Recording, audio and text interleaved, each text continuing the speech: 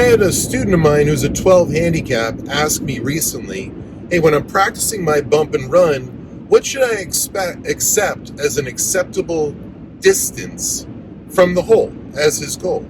He says, I feel like I can comfortably put it within inside of 5 feet.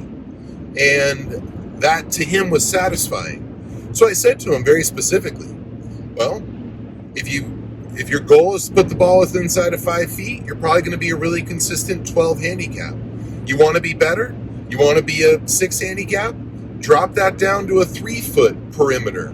That is what is the acceptable miss. You know, for me, when I practice, I'm trying to make every shot, not just with bump and runs and pitches and sand game shots, all the way out to 150 yards. I'm trying to make everything. And in my pursuit of trying to make everything, it just sets your bar higher and consequently allows me to be a type of golfer that can consistently shoot under par. So as you set your goals when you practice, just recognize that it's directly relative to how good you want to be. You want to be a scratch? Well, you can't just practice for an hour every once in a while. You got to practice more. So, and you just look at that simple idea of how much time you practice. If you practice for an hour, you're going to be so good. If you practice for 2 hours, you'll probably be twice as good. You know, I practice all day long. And that's just something that not only do I enjoy, but that's what I need to do in order to satisfy the goals that I have and the type of game that I want to play. I have a student who's a +7 handicap. So for those of you who don't understand, that means he consistently shoots 7 under the course rating of the courses that he's playing at. Well, when he was about a +1 or a +2, I said to him, because he had goals of playing competitive professional golf. And I said to him, because we both lived on the same golf course, I lived on the 9th fairway. I could see many holes from the house I was living in on the 9th fairway. And I said to him, I said, you know, I never catch you practicing. Sure, he'd practice, you know, from 7 o'clock in the morning, he'd work on his game, and then he'd go out and he'd play. And then come the end of the day, he'd wrap it up.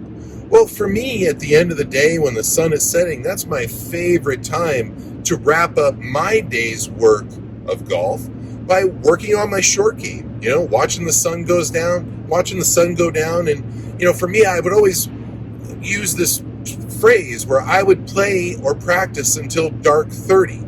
I'd practice beyond when it got dark because that's what I needed to do to accomplish my goals.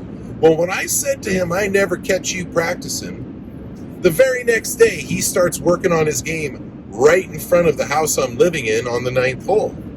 And I thought to myself, you know, he's doing that for me so that I can catch him practicing. But what he doesn't realize is that he's actually doing it for himself. Well, that +2 became a +7. And it was that pivotal moment, I believe, where not only did I catch him practicing, but it started something for him that made him more disciplined, made him a better player. So not only did he hit good shots because he put in the time, but he also hit good shots because when you put in the time, it has a secondary effect on you where you start to get more disciplined. You start to become more focused. So how good you want to get is directly related to how much time you're willing to put into it. You know, you play the guitar once a year, you're going to be as good as somebody that plays the guitar once a year. You play the guitar every day, you're going to be significantly better. So set your goals relative to the skill level that you want to achieve, and then match that desire to achieve that level with the effort that you put into it.